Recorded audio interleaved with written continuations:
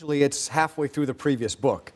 Because I do so much research for these books and can't include all the information, while I'm researching one book, I have ideas for the next book, and I start research really while I'm writing the previous book. And the research happens at home, or you quite quickly get on a plane? Oh, you actually, I mean, you must go wherever you're writing. First of all, it's a lot of fun, and second of all, it gives you a flavor of the place and helps you write the plot. And in this case, it's Florence. So the first visit to Florence, what would you actually have done to start collecting the information you needed? Well, I'd been to Florence a number of times beforehand, but when I knew I was going to write about Dante, clearly I had to go back. And I literally just walked the city, saw sort of the prominent sites and a lot of other places I'd heard about, and just looked for inspiration and saw, for example, a grotto in the Boboli Gardens and said, that's got to be part of the plot, and make a note. But you must also get to see things that perhaps the rest of us don't get to see. I'm wondering if you have conversations where you say, I'd quite like to go in there, and they go, no, it's not possible. And then you go, actually, I'm Dan Brown. And they go, yeah, go on, and you come. Well, it is a bit of a double-edged sword. I've been very fortunate. Since the Da Vinci Code, I have had access to a lot of people and places that I would never have had access to before. But on the other side, I'm always trying to keep what I'm writing a secret. So it's very difficult to go and ask all these pertinent questions and have it stay secret. And are you aware when you identify a place and you think, I've got to make that part of the plot, that the moment you do that, you're going to transform the experience of everyone who has anything to do with that place? I've become aware of that. I try not to think about it while I'm writing, but you are correct. Because, in fact, for the whole city of Florence, you're effectively putting out a great big advert for their tourist board, aren't you? I hope so. It is one of the most amazing cities in the world. It's the heart of the Renaissance. It's Dante's home. I hope a whole lot of people go and see it. Now let's talk about population, because the villain at the heart of this story wants to create a poison which will reduce the population of the world. And I was actually watching another interview you did the other day where you slipped, and instead of saying villain, you said hero. And I did wonder whether that told us something, that you actually had quite a lot of sympathy with what he's trying to do. I was hoping nobody caught that, but you're right. I love writing a hero who does the wrong thing for the right reason. And if I've done my job correctly, when somebody closes this book, they say, well, that guy definitely was a villain, but I kind of see his point. He's again doing the wrong thing for the right reason. So this is you wrestling with the fact that Malthus in the end turned out to be wrong, that disease or natural disasters are not checking the Earth's population growth. Not fast enough. I mean, certainly if we leave things the way they are, nature will find a way to correct things. But our villain's hope is that maybe we can step in with technology and cull our numbers in a slightly more humane way. Do you worry that if you are stridently putting across a message, that will turn off some readers who don't want a message in a novel? Well, you know what? This is not an activist novel. I don't think anybody who reads it will think it's an activist novel. I don't propose any solutions. If I had a solution, I would not be writing novels. I'd be working with the World Health Organization or something to try to fix this.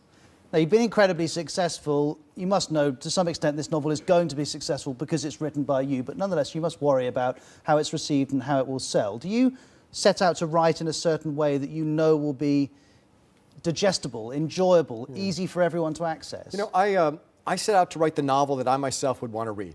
When you're a creative person, whether you're a writer, an artist, a musician, all you have is your own taste. And you write to that taste, and then you just hope people share your taste. And if they don't? Well, that's fine. That's the way it is in the creative arts. I've learned that universal acceptance is an unreasonable achievement. It's not a goal that you should set. Some people like what you do. They're fans. Others don't. They're critics, and life goes on.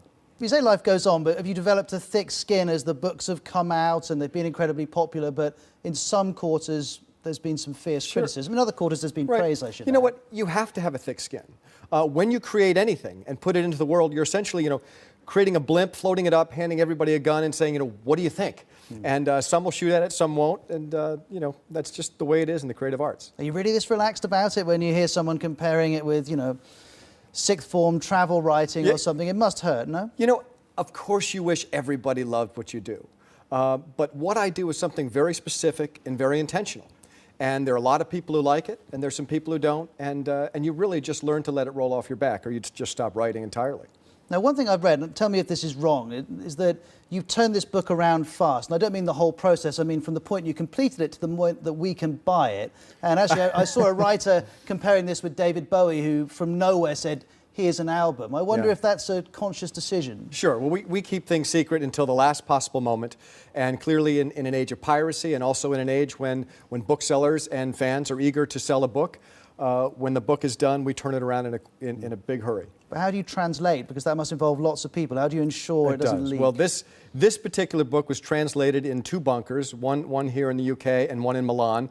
Armed guards, and it was Armed guards? It was a military operation, and they managed to pull it off. 11 translations with no leaks. It was impressive. And right at the beginning of this book, in the preface, you say all of the historical facts and events in this book are true. They are facts. Do you worry that that opens you up to a scrutiny from academia that perhaps some novelists would not want to receive? No, you know, a lot has been made of that fact page. If you look carefully, it essentially says the places are real, the buildings are real, the documents are real. What I do is I create fictional characters and fictional action that takes place in the real world. I try to keep these novels very relevant to my readers, let them learn something. I just want them to know that when Robert Langdon picks up a document and reads it, that's a real thing.